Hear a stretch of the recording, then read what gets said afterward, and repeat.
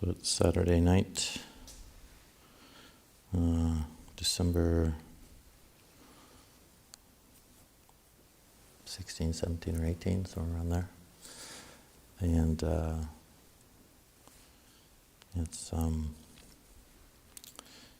coming to the close of our regular year here, and tonight, what we call in the monastery double header. So we, or actually it's a day after double header, it's our double dukkha. So we have our Wanpra vigil the night before, and then Saturday night talk. So it's often a hope for a bit of compassion, keeping the talk a little shorter. At least that was my experience sometimes as the listener.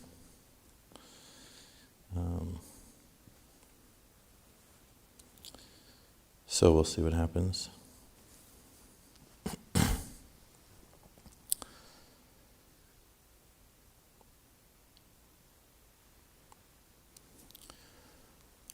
In my practice recently, I've been kind of relating to a couple of things that have come up. I just recently came back from a 1-month retreat with Lumpur Suchito, and who is one of my teachers, foundational teachers in the practice. And I was just told by the person who very kindly does his talks that his name isn't Lumpur Suchito. It's Lumpur Suchito, and I think I was proud of myself because I thought, oh, okay, yeah, I haven't been pronouncing my teacher's name right for the last decade.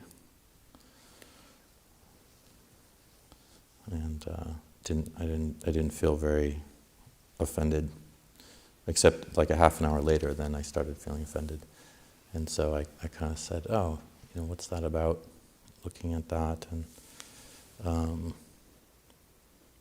more it was, of course, a sense of like, "Oh, how could I miss something like that, and not pronounce his name correctly." But I'm not even sure if most people can even hear the difference, a long I or a short I. And just relating to that kind of sense of, first there was like not caring about it, and there was no problem, and that felt pleasant and good. And then it wasn't very strong, the feeling, but it was more of, in looking behind that, it comes from what's very typical for most of us, like, well, I shouldn't be getting that wrong, there's something wrong with me, and embarrassments and things, there's a deficit, I should be better than that. And so often what I find is helpful to work with in practice is just looking at what that is, that sense of dukkha is discontent. It's not a sense that one is okay with the way any particular thing might be. And it doesn't usually matter what it is. It can be just a discontent around any particular thing. And what often is opposing that on another side of sort of negative way of relating to experience around that is complacency. So it's also rather like, I'd rather not, or I don't want to, or it's not that big deal if I just don't do this thing that I know is better for me, but I don't really want to do it. And so sometimes we oscillate between these two, sort of that whinging and complaining of the mind, versus like, why bother? Or I don't want to have to do that. And these are sort of the greater enemies, I find, of practice. At least in my own experience, it's what I often see. And I was just relating kind of humorously to myself how now I'm ringing this bell, which I haven't been doing. It's pretty rare that does that. And I thought, oh, that's funny, like when I'm not ringing the bell, then I often think like the person who's ringing it is like on some sort of like torture protocol or something that's, wrong, or like why can't they just ring it now, and or they're doing it for this reason or that reason. Of course, there's other times where I'm very happily I'm not aware of it, and then the bell rings. But that sense of discontent comes in, the sort of like, why is it this way? Why isn't the bell rung yet? And I'm not comfortable anymore, or I want this to end. And then sometimes it does actually, the mind can actually go towards the person who's doing the ringing, and that there's some sort of personal vendetta going on or whatever, or just, they're trying to push the community, or whatever my mind is saying. It's a complete fabrication. That it's almost like it's divorced from reality, from actually what's going on, because I'm not a mind reader. I don't know what's happening. And likely the person's just, whoever it is who's ringing a bell, they're just doing it when they think it's the right time. It often has no connection to that whinging or complaining. And so that's something that we can try to look out for. I mean, it might not be the bell for any of you. It might be something else, some other sort of way that you just have a sense that something isn't right and it should be better. And what is that? What is that sense that you have of it? For me, it's something that's just a constant sort of, like an annoying, one of those really small flies that flies into the ear and won't stop. And it doesn't end, it just kind of keeps poking in and out. You're just, oh, geez, what's it so obsessed with my ear for? And it's not, it's not my ear, it's whoever happens to be close, whoever happens to be in proximity. It's nothing personal. But we have these discontents, and we magnify them, and they become very great. And we're often not aware, they're a lot of times they're just coming from a sense of like, Vedana, like this is unpleasant. I don't want to deal with the unpleasant. I don't like the unpleasant. It should be different. It should be something that I'm not perturbed with or upset by or angered by. I should feel good most of the time, or all the time actually. And so we're leaning towards that addiction to the pleasant quite often, or at least in my own experience, that's what I tend to see.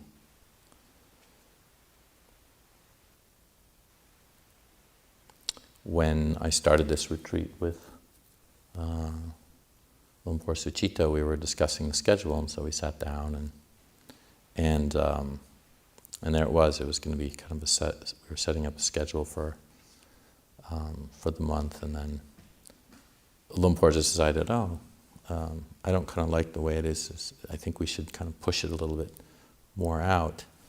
And so he extended the puja and evening sit later. And I thought, okay, it's not 7, it's 7:30. All right, so we'll end at like 8:30. And then every night it was consistently like 9, 9:05, 9:10, 9:15. And the room was getting warmer. Every kind of time we went in, it would get kind of very stuffy and warm, and I just started to see that this repeating pattern of, what is going on? This is ridiculous. We're sitting. It's like late at night, and I was determined to get up fairly early. So then I started, earlier than just to do some sort of like yoga and stuff like that beforehand. And so then it was this just continuous whining and complaining. And the other monk I was with, he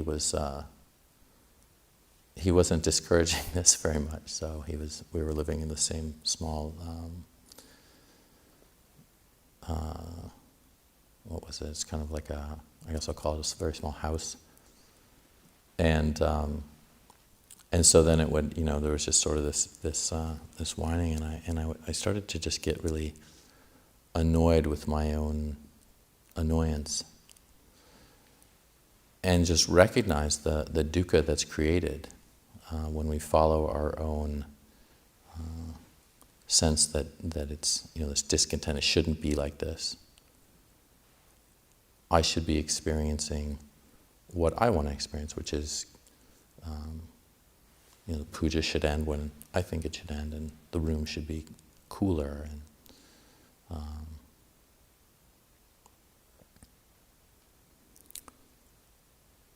and it wasn't like the Lumpur Suchita and myself and the other monk were all kind of agreeing. It was kind of, and then it was warm and stuffy, or kind of hot, and towards the end of the night. But there wasn't much to do, because there were people wearing like hats and gloves and scarves and blankets, and they seemed to be putting more and more on. And but it was really warm. So the sense was just watching that discontent each night, and then starting to see constriction around it, and like, I was kind of making sure, okay, definitely don't wear anything, wear as little as you possibly can, but there's not much you can always do as a monk with that. You have your robes, and then the interesting aspect of practice is when we're willing to let go of that discontent. We're willing to be with what's unpleasant, and recognize in our own minds that, this is what dukkha is. It's this mental anguish that we have, that something should be changing. Something should be the way that I want it to be, and I can't experience anything good or pleasant or get what I want in the situation. And so, of course, as we know from the Buddha's teachings, this is coming from our own desire. Our desire for pleasant feeling, our desire for our personal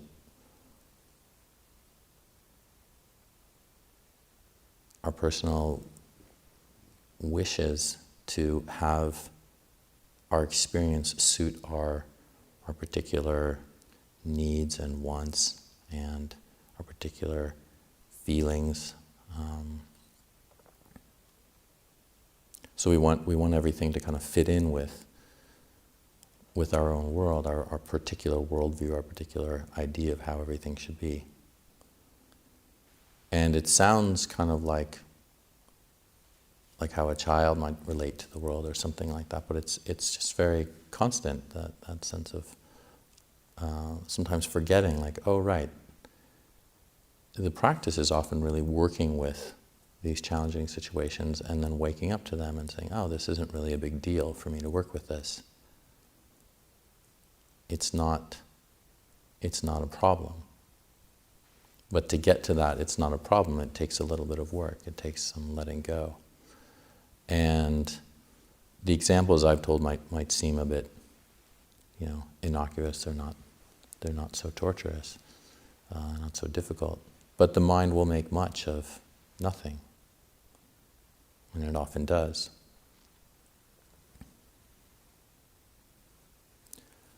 And so it's our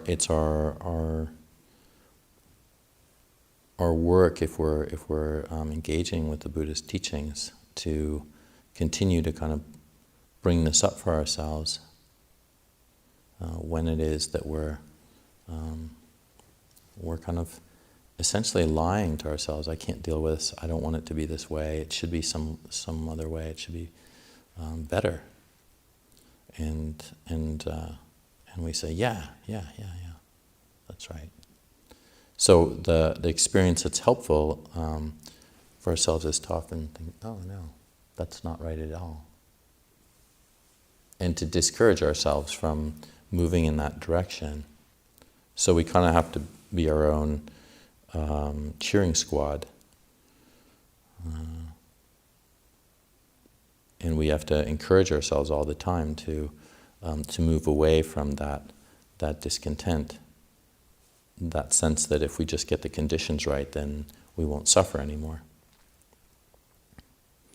But the condition that we want to actually get right, or it's not external to us.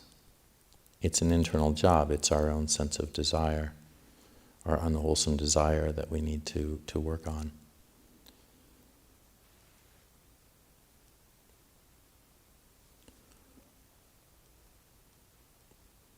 And so as I was explaining, like the other side of this is often our own complacency. Like I'd rather not. I don't want to do that. And so much of our practice can revolve around the fact that we do often know what's best for ourselves. And the amazing part of that is that we sometimes feel a sense of powerlessness around it, or just it can be very easy for us to talk ourselves into just following our own complacent tendencies. You know, I know that's better for me, but I don't really want to do it. You know, I'd rather not. So Ajahn Cunda and I were driving over to Santi Vihara, the property across the street, and we were using the what we call the EV, which is this little electric quad vehicle. And Ajahn asked me, I'm kind of loath to admit this, but because now I don't think I can drive it over there so much anymore. But he said, "Oh, how's it going? Walking from the monastery over across the street and back, and all the way up the steps and this and that." And I said, "Well, I think it's going to go well, but I don't know yet." He said, "What do you mean? What do you mean?" I said, "Well, I haven't actually walked over the property yet. I've been taking the vehicle."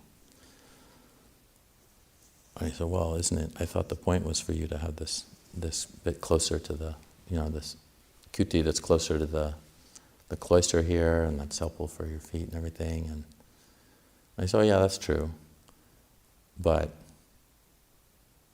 I'll get around to it. I'll stop using a vehicle eventually." And I don't remember if he said, "When will that be?" And I think I said, "Probably in July." And that's how that was. It was a joke, but I could also see it being very real. That's what could happen. And that's because of these tendencies to just follow our mind's inclinations, even though we know that they're not the right thing for us. In this case, it was just what physically would be better for me. There's that sense of laziness, or I'd rather not. I don't want to put effort into this. And that's a very dangerous aspect, just as much as the discontent and the whining mind. It's the I don't really want to have to do this, or it's good enough, when we know it's not. And the Buddha warned us of this in many ways. Many of the suttas he teaches about complacency, and in one specific way he talks about it is in our meditation practice, our working with the mind directly. He said, be very careful about complacency. Don't move into a sense of feeling satisfied with your own meditation experience, because you'll settle and you won't be able to grow from there. And it's subtle. It's sometimes subtle, but I think most of us, if we look clearly into our own formal side of the practice, when we're sitting, we might be able to identify that for ourselves. Like, sometimes we chide ourselves and there is that sense of discontent, and that's not always a great way of going about it if it's more on a sense around what Ajahn Cunda was talking about last night, with this sense of I, me, and mine. I'm not good enough, my practice isn't good enough, I have to get better, I'm so terrible at meditation, and we start to focus on this I am, the sense of self. So that's not very helpful. That comes back to this complaining mind that I was talking about. But there can be a sense of healthy discontent when it's like, okay, there are some times that it's helpful to push the boundaries a bit when I know that I'm moving more into that realm of I'd rather not bother with this. So I was giving an example earlier around, we say we're going to sit for an hour, and then after 5 minutes we're getting fidgety, and we think, it's not a good time, and I'm going to do something else. And you get up, and that something else is not to engage anymore with the mind. It's some sort of distraction, unhealthy or unwholesome, or something that isn't actually helpful for you. It's something that's probably increasing agitation or greed or fear or whatever. So sometimes it's helpful to have, just like there's something like we call unwholesome desire. There's also wholesome desire. Just giving an example, like generosity is a wholesome desire. And in this case, then a wholesome discontent would be to encourage ourselves, no, this isn't good enough. This wanting to get up here and just leave the sitting. In this particular case, I could learn some patience. So we start to teach ourselves, like, what's the benefit of trying to work a little bit against this sense of I'd rather not, or just complacency with where it is, where we are, because we're not actually stretching ourselves, we're not going beyond what we've imposed on ourselves as limits. So this, for example, this winter retreat will be a time to explore this quite a bit. This is something that we work with deeply during an extended retreat time like this, because the tendency is to move into bad habits sometimes when we're left alone, or we're working in a solitary way with our practice. And so we tend to oscillate. We can oscillate with, like, it's not good enough, and I need to really push myself, and we do that in an unskillful way. We start to torture ourselves, beat ourselves up, force ourselves to practice in a way where maybe we're not getting enough sleep because we're trying to meet the ideal of what we think we should be doing with our sleeping habits. Or we move into, like, well, it's much easier to sleep than meditate. So our alarm might ring, and I just want to keep sleeping. So in that way, we just have to really work with that complacent tendency. And we have this time. What we're going to have is a lot of time during the winter retreat to really examine that in ourselves, and to try to look like at our particular habits and which way we're heading.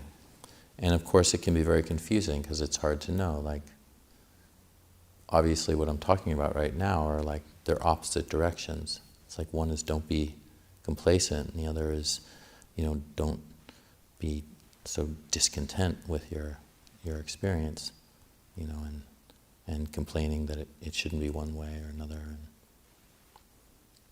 so it's kind of like one has to keep moving into a sense of balance a sense of what's particularly right in this moment. And the more we hone that, the more then we have a capacity for understanding and learning about the Buddha's teachings, about what he's actually trying to encourage us with, in terms of our understanding the Noble Eightfold Path that we just chanted. We have all of these aspects of our practice that we can explore within that realm.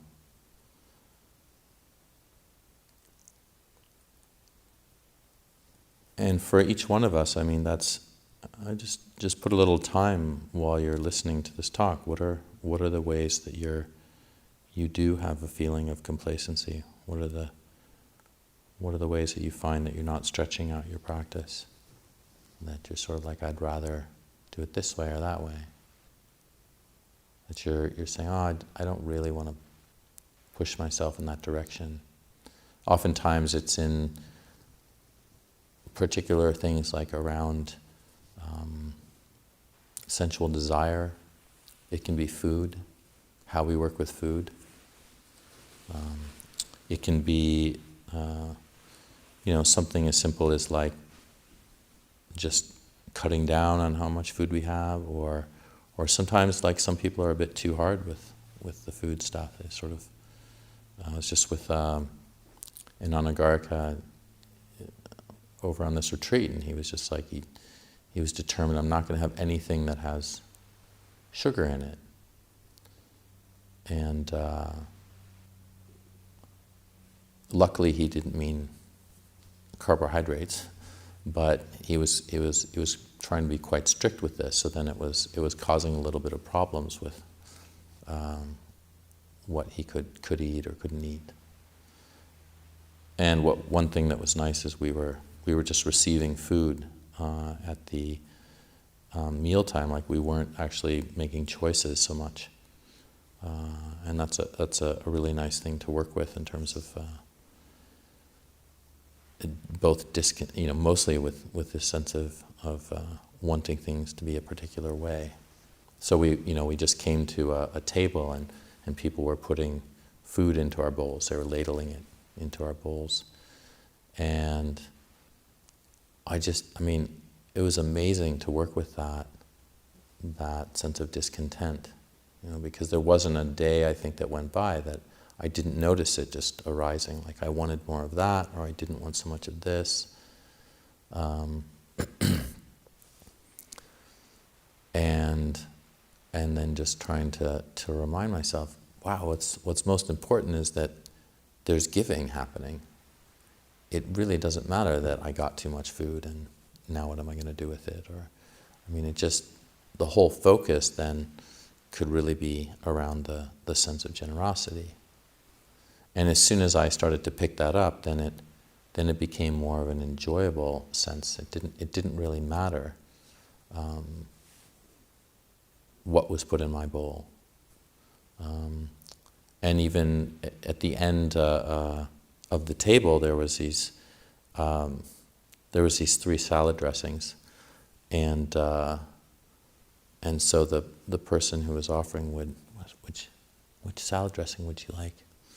And they were a bit nervous, and I just eventually started saying, whatever one you want to give me. And for some of them, that made them more nervous. They had to make a choice. And others were quite happy about that. So it just became more of an expression of goodness and enjoyment in that aspect of receiving food, because I just started to really push against both that sense of like, I'd rather it be a particular way, or just kind of like, I guess the complacency that was coming up was a sense of not really being aware of other people and their, what they were experiencing. I wasn't kind of pushing my edge around that enough.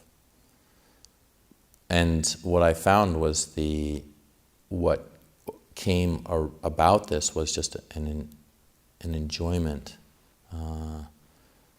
really a joy that arose out of others' generosity.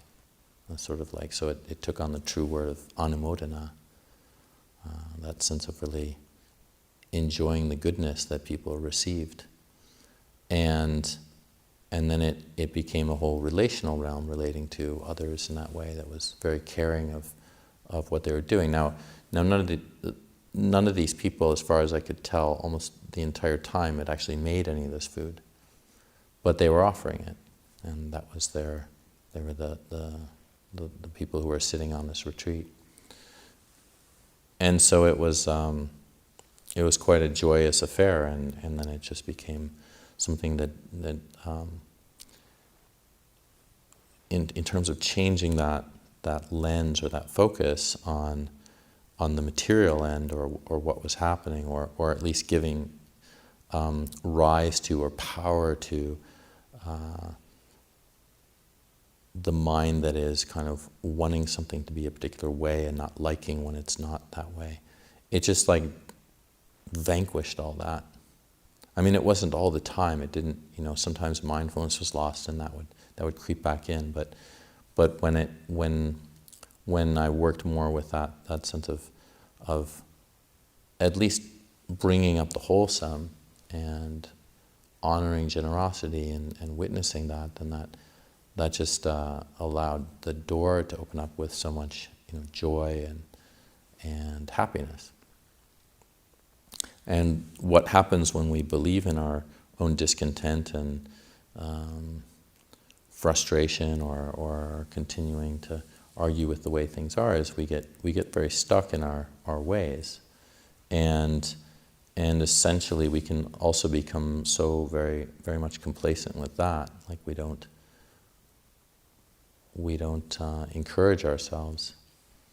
And one of the helpful things of living in a community is that if people are up for it, they can kind of help point us in the right direction when we're not seeing it for ourselves.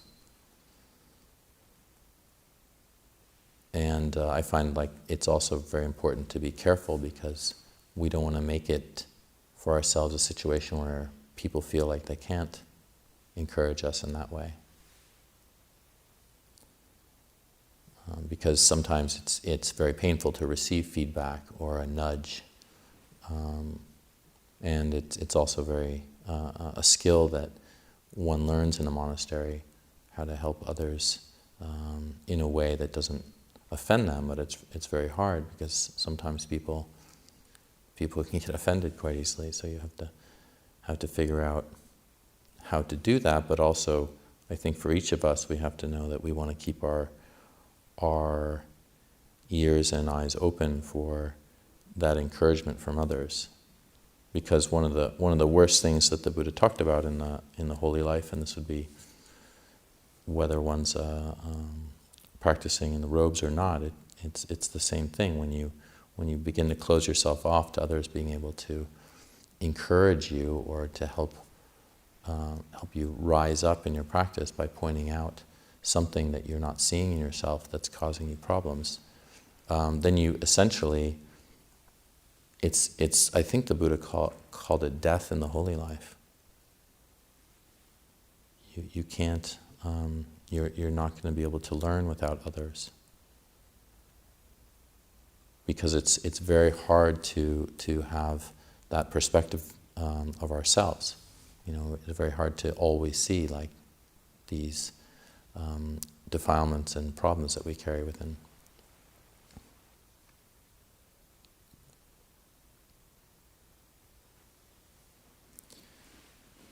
And so we're trying to develop this, and as I'm mentioning with that, like especially in a time of retreat that we are planning on entering into, the microscope can kind of get a little bit too close to like the little glass piece that's kind of examining whatever microbe it is you're looking at within yourself. Like you have to kind of be careful of how close you're looking, because sometimes it just gets so close you can't really tell, and things start to kind of get confusing about your own judgments about yourself and proclivities or beliefs in what you should be doing or how others should be behaving, and these become very myopic and sort of constricted, and we start to get into like a tunnel vision. And so we're often trying to also be very aware that the tendency of our own self-examination in our practice can lead to the focus being quite off.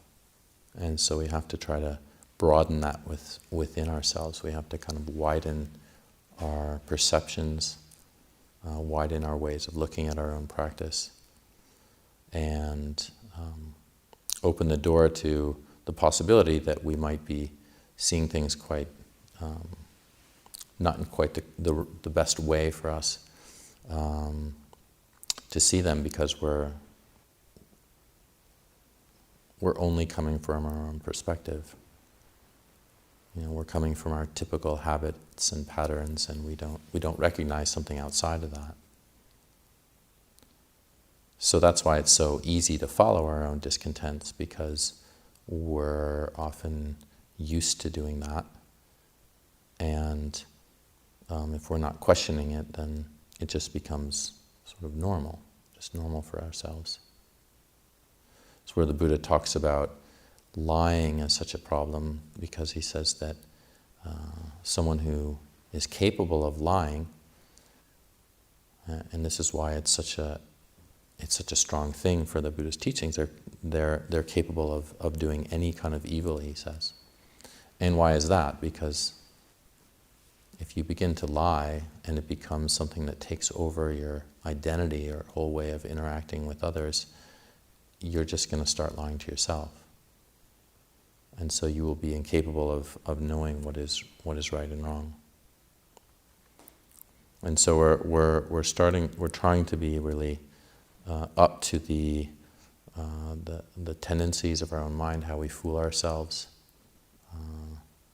the different kind of personas that we carry around. I really enjoy that metaphor that Ajahn Jeff uses around committee members, the different committee members we have, because we tend to think, no, I have this solid sense of self, this is what I am. But if we're not looking closely enough, we don't see that that's just not true. There's many different selves that we're creating, carrying around, and yet we keep thinking, no, that's just me. But it's not. Easy to say, but not easy to see. So I think it's important that we try to measure within ourselves our tendencies towards these two extremes, the extreme of sort of being okay with the way something is when it's not really in our benefit. And then also really exploring that kind of sense we have of dukkha, and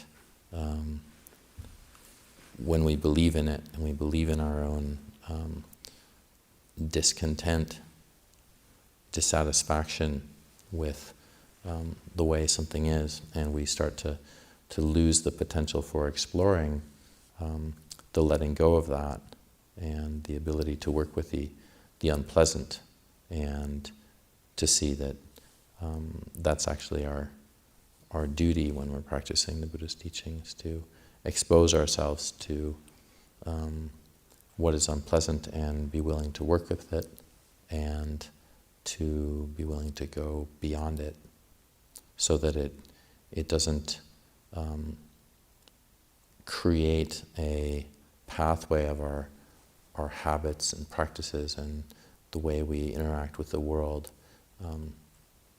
so that we kind of cordon ourselves off from it, and we don't allow ourselves to really experience anything that's unpleasant or difficult for ourselves.